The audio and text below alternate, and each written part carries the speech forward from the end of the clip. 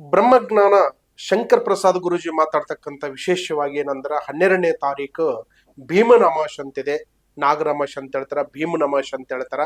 ಆ ಭೀಮನ ಅಮಾವಾಸ್ಯದಲ್ಲಿ ನಮ್ಗೆ ಯಾವ ತರಪ್ಪ ಯೋಗ, ಯಾವ ತರ ಟೈಮು, ಯಾವ ತರ ನಮ್ಮ ಪ್ರಶ್ನೆ ಇರ್ಬೋದು ಅಂತ ಹೇಳ್ಬೋದು. ಮತ್ತು ಎಸ್ಪೆಷಲ್ ವಾಗಿ ಗ್ರಹಣ ಅಂತ ಬಂದಿದೆ ಆ ದಿನ. ಮತ್ತು ಗ್ರಹಣ ಯಾಕಂದ್ರೆ ಭೀಮನ ಅಮಾವಾಸ್ಯೆ 12ನೇ ತಾರೀಕು ಇರುವರಿಂದ ಗ್ರಹಣ ಬಂದಿದೆ. ಗ್ರಹಣ ಇರುವರಿಂದ ನಮ್ಮ ದೇಶದಲ್ಲಿ, ನಮ್ಮ ಕಡೆ ಮತ್ತು ನಮ್ಮ ಇಂಡಿಯಾದಲ್ಲಿ ಮತ್ತು ಗ್ರಹಣ ಇರೋದಿಲ್ಲ ಅಂತ ಹೇಳ್ಬೋದು ಅಂತ ಬಂತು 100ಕ್ಕೂ 100. ಆದರೆ ಗ್ರಹಣ ಇಲ್ಲದಕ್ಕೋಸ್ಕರ ಕೆಲವು ಜನ ದೇಶ ಹೊರ ದೇಶಗಳಲ್ಲಿ ಹೊರಗಡೆ ಗ್ರಹಣ ಇರುವರಿಂದ ಇಲ್ಲಿ ನಮ್ಮ ಶಾಸ್ತ್ರೋತವಾಗಿ ಏನಾದ್ರೂ ಒಂದು ಪೂಜೆಯನ್ನು ಮಾಡಬೇಕು, ಪುನಸ್ಕಾರವನ್ನು ಮಾಡಬೇಕು, ಒಂದು ಕಾರ್ಯಕ್ರಮವನ್ನು ಮಾಡ್ಬೇಕು ಅನ್ನೋದು ಪ್ರತಿಯೊಬ್ಬರು ತಿಳ್ಕೊಂತಿರ್ತಾರೆ. ಆದ್ರೆ ನಾವು ಜೀವನದಲ್ಲಿ ಒಂದು ಭೀಮನ ಅಮಾವಾಸ್ಯೆ ಫಸ್ಟ್ನೇ ಅಮಾವಾಸ್ಯೆ ಬರೋವರಿಂದ ಯಾವತ್ತಿಗೆ ಜೀವನದಲ್ಲಿ ಒಂದು ಒಳ್ಳೆತನ ಕಾಣಬೇಕನ್ನೋದು ಒಂದು ಮಾರ್ಗದರ್ಶನ ಇದ್ರಸತೆ ಏನ್ ಮಾಡ್ಬೇಕಂದ್ರೆ ಗ್ರಹಣದಲ್ಲಿ ಚಂದ್ರಗ್ರಹಣ ಆಗಿರ್ಬೋದು, ಸೂರ್ಯಗ್ರಹಣ ಆಗ್ಬೋದು, ಗ್ರಹಣದಲ್ಲಿ ಕೆಲವು ನಿಯಮಾಚಾರ ಮಾಡ್ತಾರ. ಕೆಲವು ನದಿಗಳ ಹತ್ರ ಹೋಗಿ ಸ್ನಾನ ಮಾಡೋದು, ನದಿ ಹತ್ರ ಹೋಗಿ ತಪೋಸ ಮಾಡೋದು, ನದಿ ಹತ್ರ ಜಾಗದಲ್ಲಿ ಹೋಗಿ ಕೆಲವು ಹೋಮ ಹವನಗಳನ್ನು ಮಾಡ್ತಾರ. ಕೆಲವು ನೋಡ್ಬೇಕಂದ್ರೆ ಯಂತ್ರ ಮಂತ್ರಗಳನ್ನು ಬರೀತಾರೆ ಕೆಲವು ಕಡೆ. ಇವಾಗ ಎಲ್ಲಾ ಕಡೆ ಕೆಲವು ಯಂತ್ರಗಳು, ಮಂತ್ರಗಳು, ತಂತ್ರಗಳು, ಹೋಮಗಳು ಈ ತರ ಬರೆಯಂತ ಒಂದು ಆಡಿಕೆ ಇದೆ. ನಮ್ಮ ಋಷಿ ಮಹಾಋಷಿಗಳಿಂದ ಸತೆ ಇದು ಬಂದಂತ ಒಂದು ಯೋಗ ಅಂತ ಹೇಳ್ಬೋದು. ಆದರೆ ಈ ನಮ್ಮ ದೇಶದಲ್ಲಿ ಇಲ್ಲಂದ್ರ ಸತೆ ನಾವು ಯಾವತ್ತಿಗೆ ಬಿಡಂಗಿಲ್ಲ.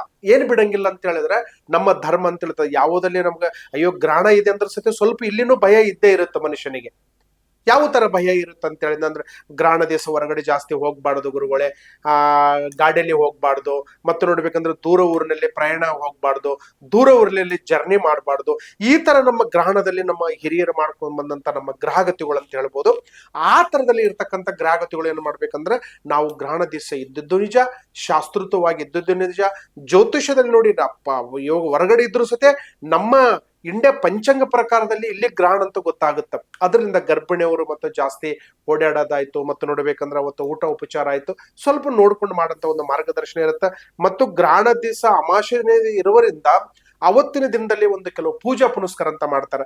ಆ ಪೂಜಾ ಪುನಸ್ಕಾರ ಸತೆ ಅದು ಒಂದು ನೆಲ ಶುದ್ಧ ಮಾಡ್ತಾರ, ದೇವಸ್ಥಾನ ಶುದ್ಧ ಮಾಡ್ತಾರ. ಕೆಲವು ಆರಾಧನೆಗಳು ಮಾಡ್ಬೇಕಂದ್ರೆ ಈ ಗ್ರಹಣ ಆದ ನಂತರ ಕೆಲವು ಮಾಡಂತ ಕೆಲವು ವಿಶಿಷ್ಟತವಾಗಿ ಇರ್ತದೆ. ಮತ್ತು ಇಲ್ಲಿ ನಮ್ಮ ಇಂಡಿಯಾದಲ್ಲಿ ಎದುರ್ಬೇಕಾಗಿಲ್ಲ, ಭಯ ಪಡಿಬೇಕಾಗಿಲ್ಲ, ಟೆನ್ಷನ್ ತಗೋಬೇಕಾಗಿಲ್ಲ. ದೈವ ರೂಪೇ ದೈವ ನೇರಣೆ ಅಂತ ಹೇಳಿದ್ವಿ ನಾವು. ದೇವರ ಮೇಲೆ ನಾವು ಭಾರ ಹಾಕಿ ಅಂತಂದ್ರೆ ನಾವು ಏನಾದ್ರೂ ಕೆಲಸ ಕಾರ್ಯದಲ್ಲಿ ಮಾಡ್ಬೋದು. ಯಾಕಂದ್ರೆ ಹೆಚ್ಚಿನ ಬಗ್ಗೆ ಎಷ್ಟೋ ಜನ ಕೇಳ್ತಿರ್ತಾರ, ಅಯ್ಯೋ ಏನ್ ಬಿಡು ಸ್ವಾಮಿ, ಗ್ರಹಣ ಇದೆ, ಮನಃಶಾಂತಿ ಇಲ್ಲ, ಅಮಾಸೆ ಇದೆ, ಇವತ್ತೆಲ್ಲಿ ಹೋಗ್ಬೇಕಾಗಿಲ್ಲ. ನಮ್ಮ ಯಾವರುಗಳು ನಡೀತಾ ಇಲ್ಲ. ಇವತ್ತು ಮೇಷ, ವೃಷಭ, ಮಿಥುನ, ಕರ್ಕಾಟಕ, ಸಿಂಹ, ಕನ್ಯಾ, ತುಲಾ, ವೃಶ್ಚಿಕ, ಧನುಸ್ಸು, ಮಕರ, ಕುಂಭ, ಮೀನ 12 ರಾಶಿಯ ಪ್ರಕಾರದಲ್ಲಿ ನಮ್ಗೆ ಯಾವ ರಾಶಿಯಲ್ಲಿ ಯಾವ ತರ ಇರ್ತದ ಗುರುಗಳೇ, ಯಾವ ತರ ನಮ್ ಲೈಫ್ ಇರುತ್ತೆ, ನಮ್ದು ಯಾವ ತರ ಲಕ್ ಇರುತ್ತೆ, ಯಾವ ತರ ಟೈಮ್ ಇರುತ್ತೆ ಅನ್ನೋದು ಪ್ರತಿಯೊಬ್ಬರು 12 ರಾಶಿಯವ್ರು ಕೇಳ್ತಿರ್ತಾರ. 12 ರಾಶಿ ಅಂತ ಹೇಳಿದ್ರೆ 12 ಗ್ರಹಗತಿಗಳ ಬಗ್ಗೆ ಸತೆ ಕೇಳ್ತಿರ್ತಾರೆ. ನೀವೇನು ಭಯ ಪಡಿಬೇಕಾಗಿಲ್ಲ.